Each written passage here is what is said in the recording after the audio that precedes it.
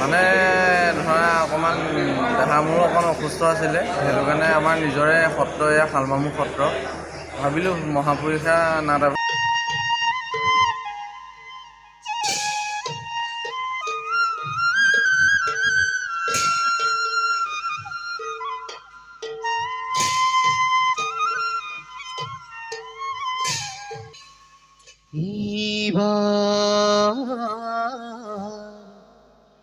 কৰুণাম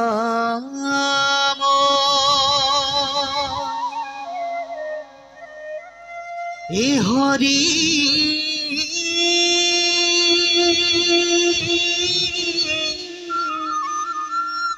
কমলা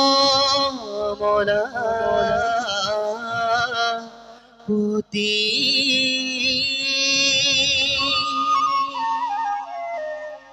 মুৰে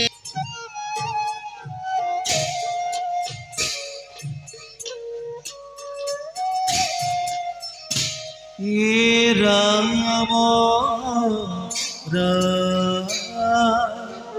ৰবে। তো নমস্কাৰ ৰাইজ, আজি আহিলোঁ শ্ৰী শ্ৰী শালমৰা সত্ৰলৈ। ইয়াত এভাগী ভাওনা দিছে, আমাক নিমন্ত্ৰণ কৰিলে প্ৰাঞ্জল দত্তই। তো ব'লক ভিতৰলৈ যাওঁ, কি হৈছে এবাৰ চাই লওঁ।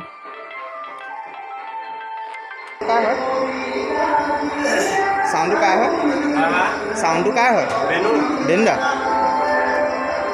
অঁ, আপুনি বেন্দা ভায়েক নহয় জানো?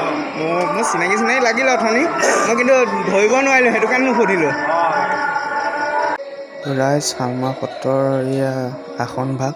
তো ইমান সুন্দৰকৈ সজাই থৈছে, দেখিয়ে কিবা এটা ভাল লাগি গৈছে। চাওকচোন এবাৰ কি সুন্দৰ লাগিছে। জয় বিজয় মূৰ্তি দুটাও সুন্দৰ লাগিছে। তো আসন ভাগ ইমান সুন্দৰকৈ সজাই থৈছে। মানে ধৰা অকণমান দেহা মোৰ অকণ অসুস্থ আছিলে, সেইটো কাৰণে আমাৰ নিজৰে সত্ৰ এয়া শালমামুখ সত্ৰ। ভাবিলোঁ মহাপুৰুষা নাট এভাগ ইয়াতে মই কৰোৱাম বুলি। বেলেগ উদ্দেশ্য বেলেগ একো নাই আৰু, দীৰ্ঘদিনীয়া নহয় আৰু খুব কমদিনীয়া মানে হেৰি, সেইবুলি আৰু অগ্নিগড় শিল্পী সমাজ মোৰ নিজৰে দলৰ লগত কথা পাতি পেলাই ভাওনা ভাগ আজি আমাৰ হৰিগৃহত কৰোৱা হ'ল। এইফালে চাই দিয়ক ডিম্পল লগাই দিয়ক। আপোনালোক ঘৰে নহয় জানো চব? আপুনি কোন হয়? আপুনি কোন হয়? অঁ, মাক নেকি? এতিয়া ভাওনাখন মুখখন মোক শুকাই আছে, একো নাই, ধুনীয়া হৈ আছে। আপুনি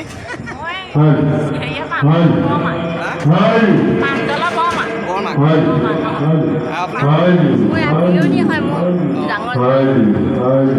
আপুনি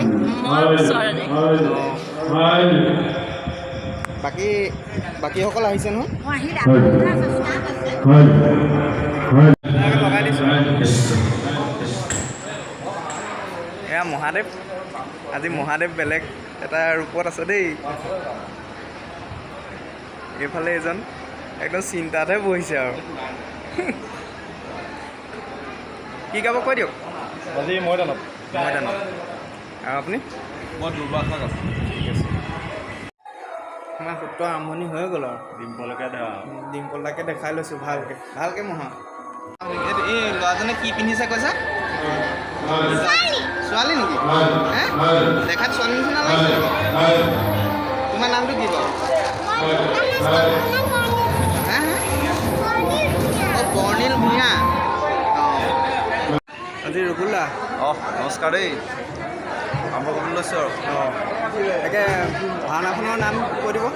অৱতাৰ আমাৰ ৰূপৰ প্ৰাঞ্জল, সিহঁতৰ ঘৰৰ পৰা মানে আগবঢ়াইছে নাটভাগে। আজি আমি সকলোৱে মিলি মানে তেখেতক উদ্ধাৰ কৰিবলৈ ওলাইছোঁ আৰু নাটভাগ কৰি মেলি। চাব সকলোৱে।